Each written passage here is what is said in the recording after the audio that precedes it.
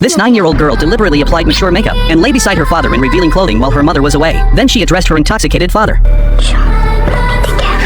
The father instantly jumped up in fright and demanded to know where she'd learned such vulgar language. Had she been watching too many lowbrow short videos? But upon hearing this, the girl instead grew tearful. Yet the girl persisted relentlessly. She declared her desire to replace her mother. The father could no longer contain himself. He rose, berated his daughter, and ordered her to return to her room immediately. But then the daughter retorted angrily. Stop talking to me like I'm a child! Behind this seemingly ordinary statement lay a shocking secret. The father could never have imagined that this adopted daughter, appearing only 9 years old, was actually a 33-year-old adult woman. Previous adoptive fathers had rejected her advances, only to have their entire family slaughtered by her. Yet this terrifying monster was actively adopted by Kate and John. Kate and John were a loving couple, about to welcome their third child. But on the way to the delivery room, Kate suddenly fell into excruciating pain. She was groggily placed on the delivery bed.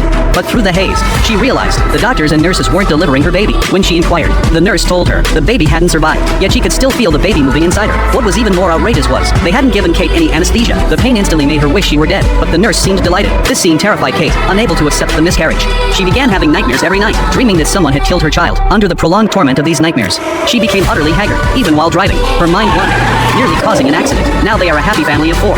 Yet the wound of losing their child remains irreparable. She realized she couldn't go on like this, so she suggested to her husband that they adopt a child. The next day, the couple visited the orphanage, which became the starting point of the tragedy. For from the moment they arrived, someone had already been secretly watching them. The orphanage was filled with lively, adorable children. The husband was drawn by the sound of singing. Following the melody, he ascended to the second floor. Peering through a door crack, he saw a girl in the classroom. She conversed with the girl warmly. The girl's smile was so sweet. Soon after, the wife also found her way there. Kate was overjoyed to see the girl, but failed to notice the director's expression. Something seemed hidden behind it. The couple chatted happily with Esther. Seeing how sensible she was, they decided to adopt her. The director then produced Esther's records and explained that she had been adopted before, but her adoptive family perished in a fire, all burned to death. Only Esther had managed to escape. The director noted Esther's exceptional intelligence and maturity beyond her years. The couple didn't dwell on this, instead feeling profound sympathy for her plight. After completing the adoption paperwork, Esther officially became their child. On the journey home, Esther began learning sign language from her mother.